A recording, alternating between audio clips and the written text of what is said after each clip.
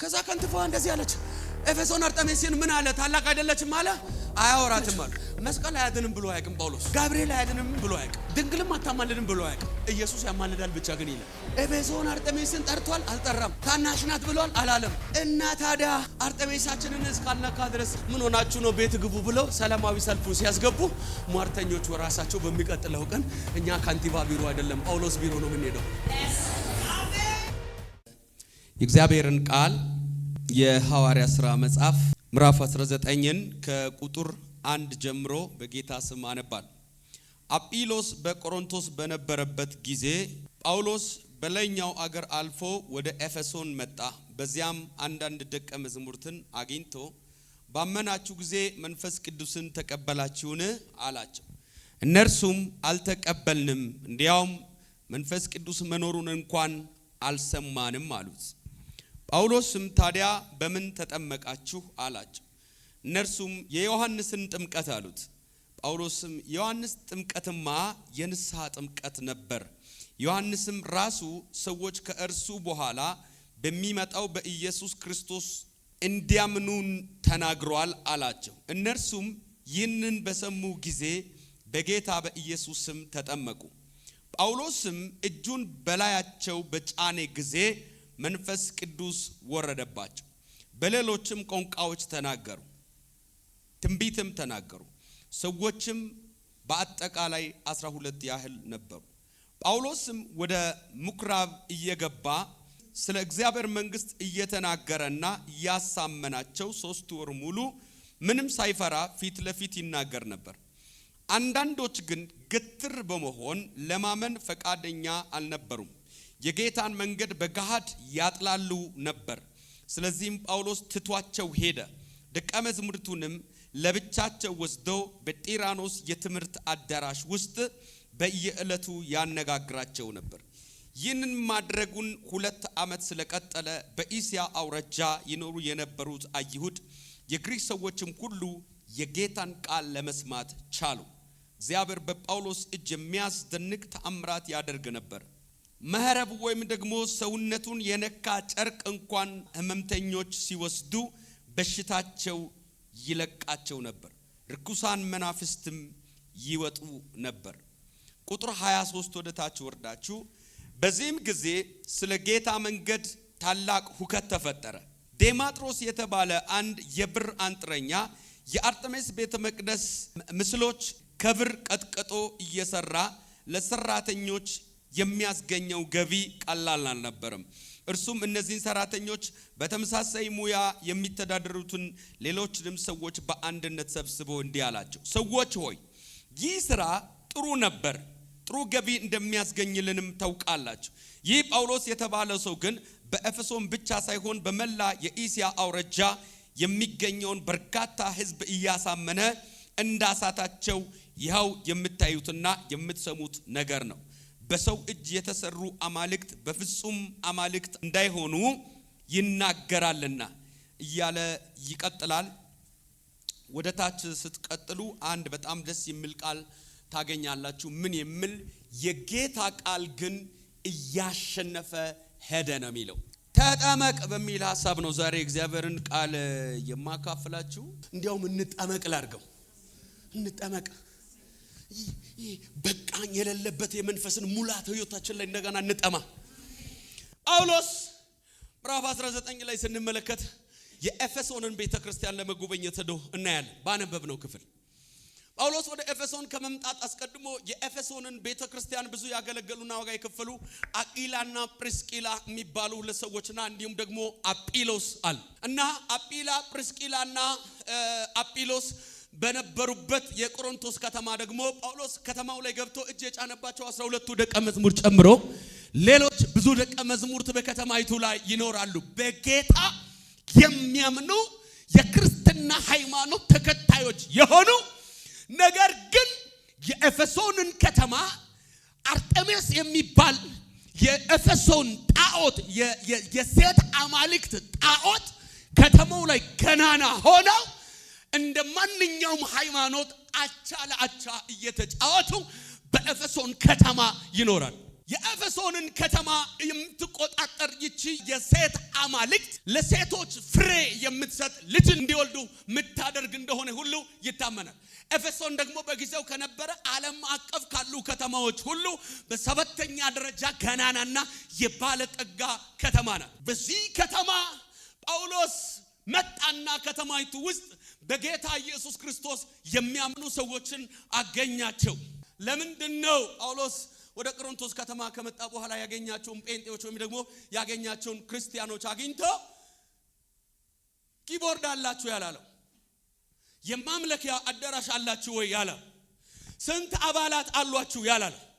አያቸውና የጠየቃቸው ጥያቄ ባመናችሁት ጊዜ መንፈስ ቅዱስን ተቀብላችኋል ወይ ብሎ ጠየቃቸው። ይመስለኛል ሶስት ወሳኝ ነጥቦች ጳውሎስ ይህን ጥያቄ እዛ ከተማ ያሉ ምእመናንን እንዲጠይቅ አድርጎታል። አንደኛው ምንድነው ካላችሁ የኤፌሶንን ከተማ ጥንቆላው ተቆጣጥረን ያለ ጳውሎስ ከገባበት በኋላ ነው በ50 ሺህ ብር የሚታመን የደፍተራ መጻፋቸው ከዛው ከተማ ተለቃቅሞ የወጣው። እስከዛ ቀን ድረስ ግን ጌታ ነው ይላሉ፣ ይዘመራል፣ ይሰበካል። ነገር ግን ከጣዖታትና ከክፋት አሰራር ጋር አቻ የሆነ ህይወት ይኖራል። እና ጳውሎስ መንፈስ ቅዱስን ስለመቀበላቸው የጠየቀበት የመጀመሪያው ጥያቄ ከተማውን የተቆጣጠረው ጣዖት ነው። እነሱ ግን ከጣዖቱ አገዛዝ ተደግፎ የሆነ የጥገኝነት አይነት ህይወት ይኖራሉ ማለት ነው። ሁለተኛው ጳውሎስ መንፈስ ቅዱስን እንዳልተቀበሉ የጠየቃቸው እመነኝ መንፈስ ቅዱስ ስርቀው ሰው ካርታታ ፊት ነው የሚሆነው። ስፔሻሊ ጴንጤ የፈለገ ቢላብስ የፈለገ ቀና ብላችሁ እንድሰሙ ይፈልጋሉ ወጣቶች በተለይ የፈለገ ፋሽን ብትቀይር የፈለገ ስታይል ማችና አት ብትሰበስብ የእግዚአብሔር ፕሬዘንስ ከሄደባችሁ የመንፈስ ቅዱስ ህልውና ገፈፍ ብሎ ከራቃችሁ ክሎ አልባ ነው የምትሆኑት። ስለዚህ ጳውሎስ ሲመለከታቸው ራሱ ደረቅ ሃይማኖተኛ የሆነ መልክ ያላቸው ይመስለኛል። ሶስተኛ የፈውስ የተአምራት አገልግሎት፣ የአጋንንትን ኃይል የመስበር አገልግሎት፣ የምልክት አገልግሎት የለም አይታይባቸውም። ለቀብር ቀን ዱንካን ነው ትልቁ ትኩረት የያዘ። ብዙ የሃይማኖት አዳራሾች በማስታወቂያና በቀብር በምድራዊ ስርዓት ጉዳይ የሚወጠሩት መቼ ነው ካላችሁ የሰማይን ዓለም ፍለው የሚያደርግ የእግዚአብሔርን መንግስት አገዛዝና ሙላት የሚስብ የመንፈስ ቅዱስ ፍሰት በቤተ ክርስቲያን ውስጥ ሲያጥር መሪዎች ይቆሙና ማስፈራሪያ ይጀምራሉ። በመቃብር አናውቃችሁም፣ በእንትና አናውቃችሁም ማለት ይጀምራሉ። እናግዳለን ከቤተ ክርስቲያን ማለት ይጀምራሉ። ኢየሱስ ሞቶ ተሰቅሎለት መቆም ያልቻለውን ሰውዬ አልቀብርም ብለ አትቀይረው መመነኝ። ጥምቀት ማለት የቃሉ ቀጥተኛ ትርጉም መስጠም ወይም መጥለቅ ማለት ነው። አሁን እነዚህን ሰዎች ጳውሎስ ሲጠይቃቸው ባመናችሁ ጊዜ መንፈስ ቅዱስን ተቀበላችሁ ወይ አላቸው። እንዴ አለ። ምን ማለት ነው? በግሪኩ ይሁን በዕብራይስጡ አልሰማንም አሉት። እና ታዲያ በምን ተጠመቃችሁ አላቸው። ኦሬዲ ተጠመቃችሁ ወይ ግን አላላቸው። የመጠመቅን መስፈርት አልፎ ልክ እንደ ዛሬው ቤተክርስቲያን አሁን አንዳንድ ቤተክርስቲያን ውስጥ ያው በቤተክርስቲያን ውስጥም አንዳንድ በተለመደው ሰው የውሃ ጥምቀት ከተጠመቀ በኋላ አይደል ወደ አገልግሎት ይገባል ተብሎ የሚታመነው። የውሃ ጥምቀት መስፈርት ተሟልቷል። የውሃ ጥምቀት የኃጢአት ንስሐ ምልክት ነው። የመንፈስ ጥምቀት ግን የአገልግሎት ዝግጅት ምልክት ነው። እደግማለሁ። የውሃ ጥምቀት ዓለምን ክጃለሁ፣ ሰይጣንን ክጃለሁ፣ ኢየሱስን ተቀብያለሁ ብለ ለእግዚአብሔር ልጅ ለኢየሱስ ክርስቶስ የመንፈስ ሙላት መዘጋጀትን ቀድሞ የነበረውን አሮጌ ነገር ከኩንታሉ ማራገፍንና ለአዲስ ነገር ባዶ ሆነ መዘጋጀትን ያመለክታል። ምን? የውሃ ጥምቀት። የመንፈስ ጥምቀት ግን የመለኮትን ሙላት መካፈልን ዓለምንና አገዛዟን ሰይጣንና መንግስቱን ማሸነፍ የሚያስችል ኃይል መካፈልን ያሳያል። እኔ ዛሬ እናገራለሁ በላችሁ ላይ ከዚህ ማታ በኋላ እግዚአብሔር ልጅ ባደረገበት እግዚአብሔር ገዢ እንድትሆን ስልጣን በሰጠበት አቀርቅረ እንድትኖር ያደረገ አንድ ቀንበር በመንፈስ ቅዱስ ኃይል ይሰበራል። ይሄን በኃይል ጩና አሜን ብላችሁ ውሰዱ በኢየሱስ እመኑኝ። ካምፓስ 7 ዓመት ተምራችሁ ያልተሰበረ ቀንበር፣ እመኑኝ 20-30 ዓመት ነግዳችሁ ከቤታችሁ ያልተሰበረ ቀንበር የመንፈስ ቅዱስ ኃይል ሲመጣ ግን እኔ አሁን እየፈለኩ ያለሁት ይኸውልህ ሰፈር እያሞቀ ጠብቀኝ ብሎ የሆነ ጥሻ ውስጥ የሚኖር እንተ እየፈለኩ አይደለም። የታጠቀ ከተማን የሚያስለቅቅ የታጠቀ ሺሻ መንደር የሚያምረው የታጠቀ ቸርች በዛ ዘንድሮ የሚል ጴንጤ አይደለም አሁን የሚያምረኝ ሺሻ ቤቱን አስለቅቀን ወንጌል እንስበክበት የሚል ጠጅ ቤት ሰፈር ላይ የተከፈተ ማይናደድ ሺሻ ቤት ደጁ ላይ ተከፍቶ ማይናደድ ግን ቸርች ሲከፈት የሚቆጣ በኢየሱስም በሚቀጥለው ዘመን ቤቱ ላይ ወንጌል እንሰብክበታል። ባለፈው ነግሬያችኋለሁ። እንዲህ አይነት ሰዎች ካገኛችሁ ታላቅ ልጁ ላይ የነብይነት ጸጋ ብላችሁ ጸልዩ፣ ታናሹ ላይ ዝማሬ ብላችሁ ጸልዩ፣ ከዛ ያኛው ላይ ፓስተርነት ጸልዩ። ከዛ ያኛው ሮብ ጋሼኔ ዝም ብዬ የጸሎት ፕሮግራም መጀመሪያ አሳስቦኛል ብሎ ይጀምራል። ያቺ ደግሞ እኔ ሮብ ወርሺፑን ይዛለሁ ትላለች። ፓስተሩ ደግሞ የዳነ ሰው ካለ ደህንነተኛ ቤት ይላል ወይ ቤቱን ይለቃታል። ስለዚህ በጌታ በኢየሱስ ስም ሰፈር ላይ ቸርች ሲተከል የምትቆጡ ሰዎች በሚቀጥለው ዘመን የናንተ ልጆች ይቀባሉ፣ ቤታችሁ ላይ ኢየሱስ ይመለካል። ያለው አማራጭ አይገርማችሁ? ብዙ ጴንጤ ያለ ጌታ ፊት ነው ነገራችሁ። ጭፈራ ቤት እየበዛ ማይናደድ አንዳንድ ደግሞ አለ ታውቃለህ፣ ለመጠጥ ቤት ለክፋት ለርኩሰት ቤቱን ያከራያው ለቸርች ማከራየት አልፈልግም መነካካት አልፈልግም ይላል። የተገለበጠ ይሁን ጣማማ ስፒሪት ምን ትነካካለ ትነከራለህ እንጂ አጠገብ ያለው ጨብጠ የምን መነካካት ነው መነከር ነው እንጂ በሉት ተቀለ ሚሰበክበት አግንተ ኢየሱስ ሚዘመርበት አግንተ ኢየሱስ አልነካካ ካለ ሰው ችግር አለበት። ገና ወንጌል መሰበክ አለበት። እኔ መልእክት አለኝ በኢየሱስም በመኪናቸው ኢየሱስ ሚሰበክ በቡቲካቸው ኢየሱስ ሚሰበክ እነሱ ባሉበት ኢየሱስ አለመኖር የማይችል ይሄ ቆርቆንዳ እንኳን ሰማኝ በደንብ ይሄ ቆርቆንዳ እንኳን መንገድ ዳር የሚገኘው ባዶ ሲሆን ብቻ ውሃ ካለበት ግን በክብር ይኖራል።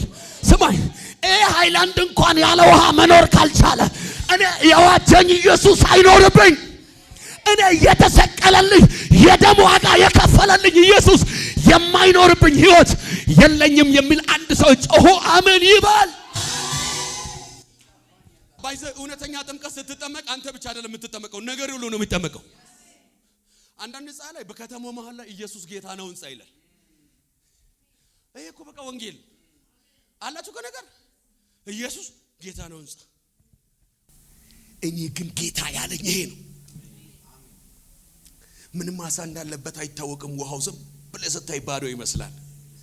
ጌታ ያዘው ሁሉ መጥቶ የሚያጠምደው ግን ከውሃ ውስጥ ነው። ሆሊ ስፒሪት የሞላበት ቤት ከውጭ ስታይ ምንም የሌለው ሊመስል ይችል ይሆናል።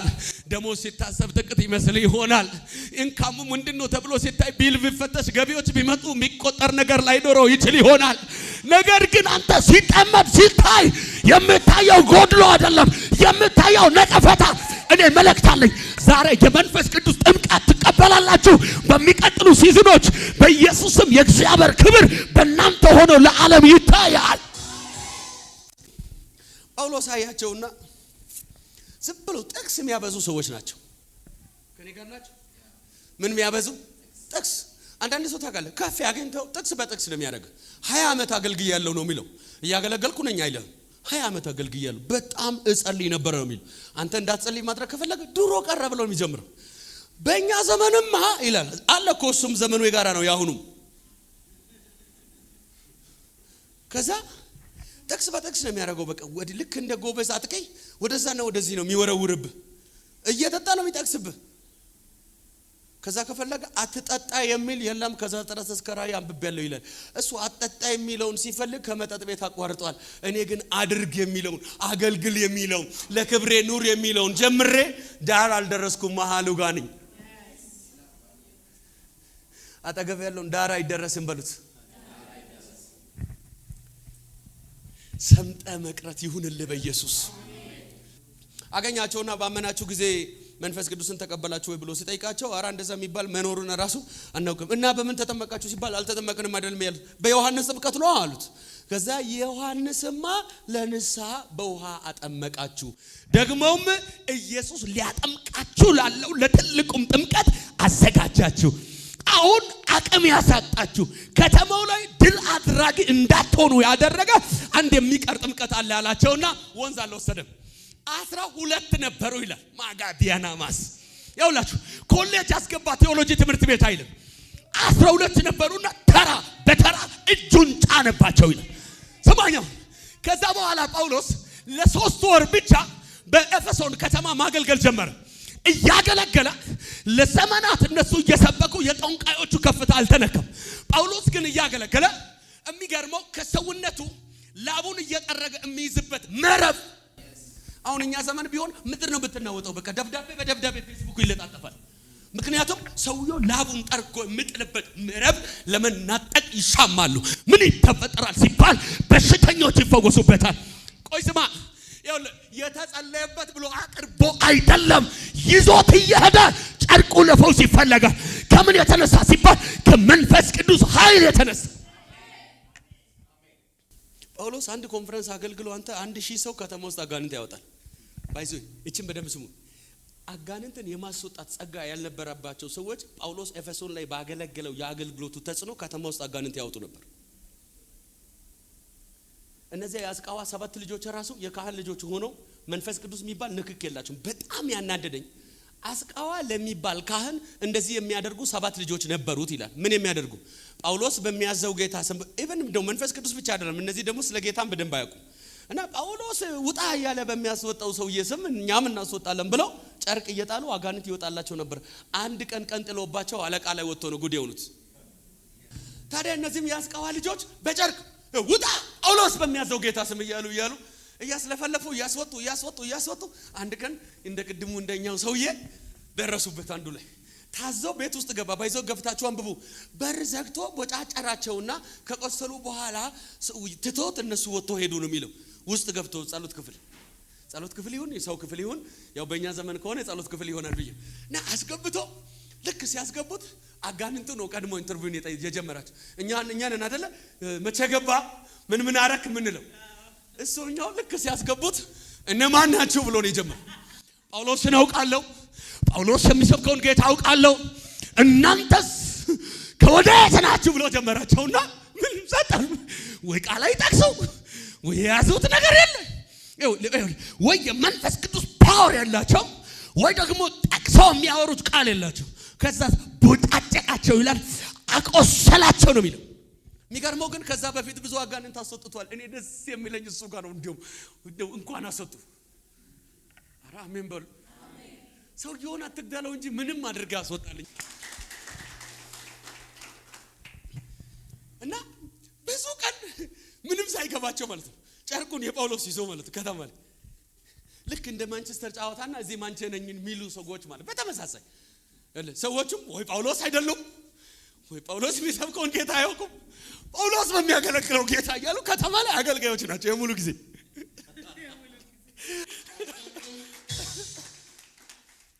ነገር ግን ዋናው ፖይንቴ ማለት ነው ጳውሎስ እጁን ጭኖ ከጸለየ በኋላ በ2 ዓመት ዕድሜ ውስጥ ለዘመናት ከኤፌሶን አርጤሚስ ጋር ተቀርቅሮ የነበሩ ጴንጤዎች ወንጌል እየሰበኩ ሰዎች እያመለጡ መጡ። ስሙኝ፣ ከዕለታት አንድ ቀን ወደ ከተማይቱ የኤፌሶን ከተማ ከንቲባ ቢሮ የሆነ ሰላማዊ ሰልፍ መጣ። የኤፌሶን አርጤሚስ ታላቅ ናት ይላል። ልክ እናንተ ሰፈርም የሆነ ችግር ሲገጥም እንደ መፍታችን ይከበር ምናምን እንደምትሉት ሰልፍ ወጥቶ ማለት ነው እስከ ከንቲባ ቢሮ በር ድረስ የኤፌሶን አምላክ የአርጤሚስ ታላቅ ናት የሚል ቡድን ከንቲባ ቢሮ ሲመጣ ወጣችና ከንቲባው ሴት ናት። ምንድነው የተፈጠረው ብሎ ጠየቋት። ኤፌሶን ላይ ገናና የሆነችው የአርጤሚስ አምላክ እንዴት ስጋት ላይ ወድቋል አሉ። ወይኔ ኤፌሶንን የቆረቆረች ያስቀጠለች የምትጠብቅ ተብላ የምትታመነው የኤፌሶን አምላክ የመቀጠሏ ተስፋ ስጋት ላይ ወድቋል። ምንድነው የተፈጠረው? ጳውሎስ የሚባል ጎስቋላ ጉልበት የሌለው ምናምን የሚመስል ሰውዬ በሰው እጅ የተሰራ አምላክ አይደለም እያለ እየሰበከ ኤፌሶን ብቻ አይደለም መላ እስያን በትምህርቱ አጥለቅልቋል። ከዛ ከንቲባዋ እንደዚህ አለች፣ ኤፌሶን አርጤሚስን ምን አለ? ታላቅ አይደለችም አለ? አያወራትም አሉ። ያለች መስቀል አያድንም ብሎ አያውቅም ጳውሎስ።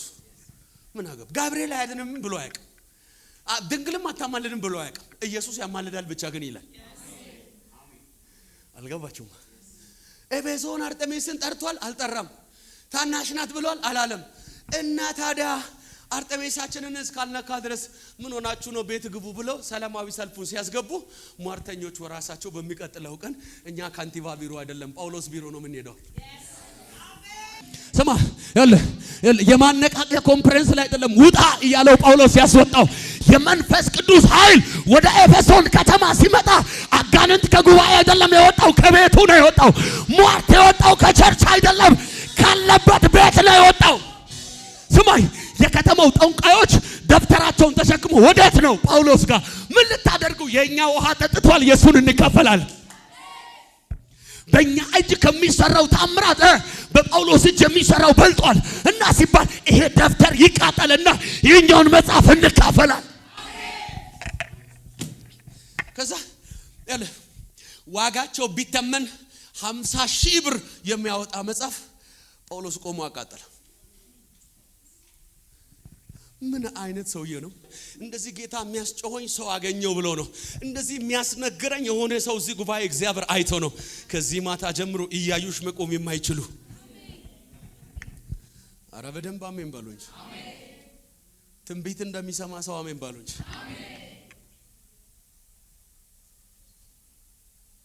ከጳውሎስ ጨርቅ ወይ መረብ ወስደው ይፈወሱ ነበር። ጳውሎስ ምን አድርጎ ሲባል ምንም ጳውሎስ የትም ከተማ ሲገባ በሚያባብል በጥበብ ቃል አልመጣውም። የክርስቶስን ወንጌል በኃይልና በስልጣን ለመስበክ ነው የመጣው። እግዚአብሔርን በሚቀረው ዘመን አሁን አገልግሎቴን ወዴት ላድርገው ስል ጌታ እንደዚህ ነው ያለኝ፣ በኃይልና በስልጣን ስበካል። ማንንም ሳትፈራ ስበካል። ማንንም ሳትሰማ ስበካል። ህዝቡ ምን ይፈልጋል አስበለኛል። ልጅን እየሰበክ ሽባን ተረትራለሁ፣ ልጅን እየሰበክ ዊልቸሮችን አስጥላለሁ ብሎኛል። ይሄን እግዚአብሔር ይችላል የምትሉ ቀኛችሁን ብድግ አድርጉና አሜን ብላችሁ ሰዱ። በእግሮቻችን ቆመን እንጸልያለን።